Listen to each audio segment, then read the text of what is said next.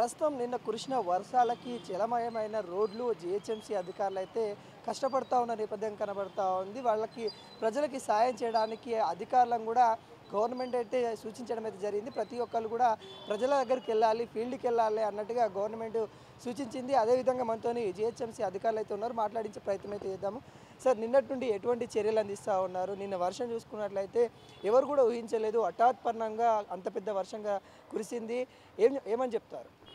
నిన్న మనకు 4-5 గంటలు కురిసే వర్షం మనకు ఒక గంట లోపలనే అంత వర్షం కురవడం వల్ల వాటర్ ఎక్కువ వచ్చినాయి.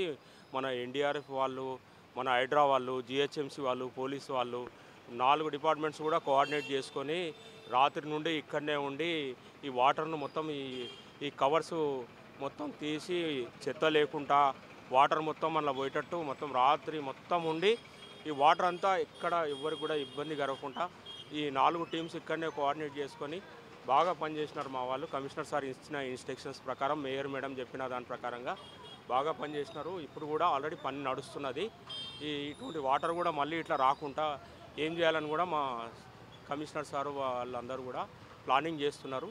దాని గురించే పని నడుస్తున్నది. కొంతమంది ఇళ్లలో కూడా వాటర్ వెళ్ళాయి, వాహనాలు కూడా కొట్టుకెళ్ళాయి అని కూడా చెప్తా ఉన్నారు. ఆ పరిస్థితి కూడా ఇక్కడైతే కనబడతా ఉంది. వాళ్ళకి మీరు ఏమైనా హెల్ప్ఫుల్ అవుతా ఉన్నారా?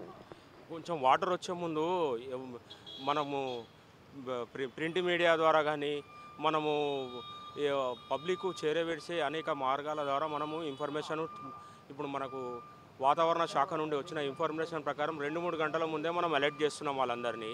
అటువంటప్పుడు కొంచెము పబ్లిక్ కూడా వర్షం పడే సూచనలు ఉన్నాయి, మీరు బయటికి రాకండి అన్నప్పుడు ఎమర్జెన్సీ ఉంటేనే బయటికి రండి. అనవసరంగా వచ్చి మీరు ఇబ్బంది పడద్దు, వేరే వాళ్ళని కూడా ట్రాఫిక్ జామ్ అయ్యి వేరే వాళ్ళని కూడా ఇబ్బంది చేయొద్దు.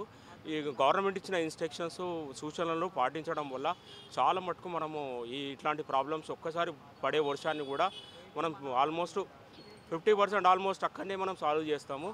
ఎందుకంటే జనాలు అనవసరంగా బయటకు వచ్చి వాళ్ళు ఇబ్బంది పడి మొత్తం ట్రాఫిక్ జావడం వల్ల ఆ ట్రాఫిక్లో మేము ఈ నీళ్లు డైవర్ట్ చేయకపోవడము ఇవన్నీ జరుగుతాయి. అందుకే మేము మా పని కరెక్ట్గా చేసుకోవాలంటే గవర్నమెంట్ ఇచ్చిన సూచనల ప్రకారం పబ్లిక్ కూడా కోఆపరేషన్ చేయాలి. ప్రధానంగా డ్రైనేజీ విఫలంగా మనకైతే కనబడతా ఉంది. దాంట్లో ప్లాస్టిక్ ఎక్కువ యూజ్ చేసినట్టు, ప్లాస్టిక్ ఎక్కడ పడితే అక్కడ పడేయడం వల్ల, ఆ ప్లాస్టిక్ ఇప్పుడు అడ్డుగా ఉండడం వల్ల, ప్లాస్టిక్ ప్రజలు ఎక్కువ యూజ్ చేయడం వల్ల చాలా అనర్థాలకి దారితీస్తుందని అంటారు. ప్రజలకు ఏం చెప్తారు ఈ ప్లాస్టిక్ పైన?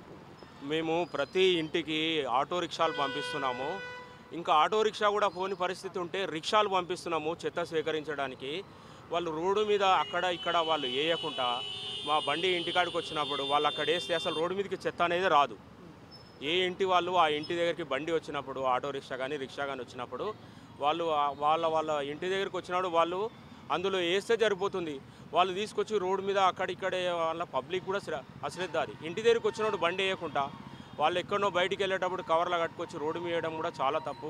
పబ్లిక్ కోఆపరేషన్ ఇట్లాంటి విషయాలలో పబ్లిక్ కోఆపరేషన్ చేస్తేనే 100% సక్సెస్ అవుతుంది.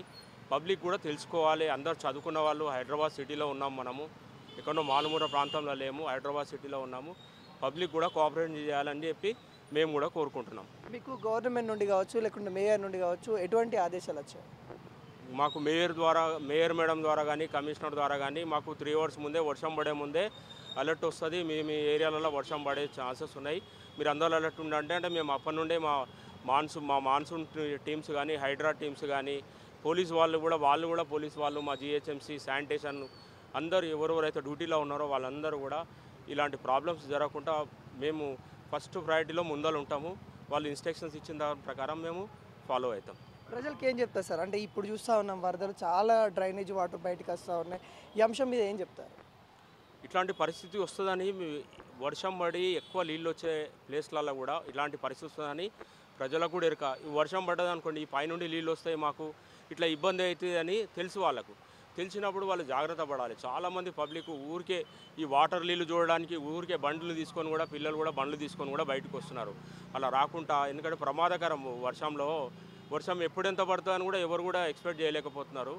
అటువంటప్పుడు జాగ్రత్తగా మేము ఇచ్చిన సూచనల ప్రకారం 3 hours ముందే ఇస్తాం. ఏమైనా పని ఉంటే చూసుకొని 1 hour ముందే వాళ్ళ ఇంటికి వెళ్ళిపోయినారు అనుకోండి, ఇలాంటి సమస్యలు కూడా చాలా మటుకు రావు. పబ్లిక్ కూడా గవర్నమెంట్ ఇచ్చిన సూచనలు పాటించాలని మేము కూడా కోరుకుంటున్నాం. సో గవర్నమెంట్ అలర్ట్ చేస్తూ ఉంది. అలర్ట్ చేసినప్పుడు కూడా మీరు కూడా అలర్ట్గా ఉండి అప్రమత్తంగా ఉండాలి. 3 గంటల ముందే మీకు చెప్తా ఉన్న పరిస్థితి కనబడుతూ ఉంది. మరొక సమస్య ఏంటంటే ప్రధానంగా ప్లాస్టిక్ సమస్య అనేది మనకి ఇక్కడ గట్టిగా వినపడతా ఉంది. ఎందుకంటే ప్లాస్టిక్ ఎక్కడ పడితే అక్కడ వేయడం ద్వారా ప్లాస్టిక్ అధికంగా యూజ్ చేయడం వల్ల ఆ అడ్డు ఉండిపోతూ ఉంది. వాటర్ ఎక్కడెక్కడ అక్కడ అడ్డుకట్ట లెక్క అయిపోతూ ఉంది. ఆ ప్లాస్టిక్ వల్లనే డ్రైనేజీ సిస్టమ్ కూడా డ్యామేజ్ అవుతూ ఉంది. దానివల్లనే రోడ్డుపైకి నీళ్ళు వస్తూ ఉన్న నేపథ్యం కనబడుతుందని అధికారులు అయితే చెప్తా ఉన్నారు. దీనికి ప్రజలు కూడా సహకారం అందించాలి. ప్రజలు కూడా కొంచెం మేధోస్తులు కావాలని కూడా వాళ్ళు కూడా కోరుకుంటా ఉన్న నేపథ్యం అయితే కనబడుతుంది.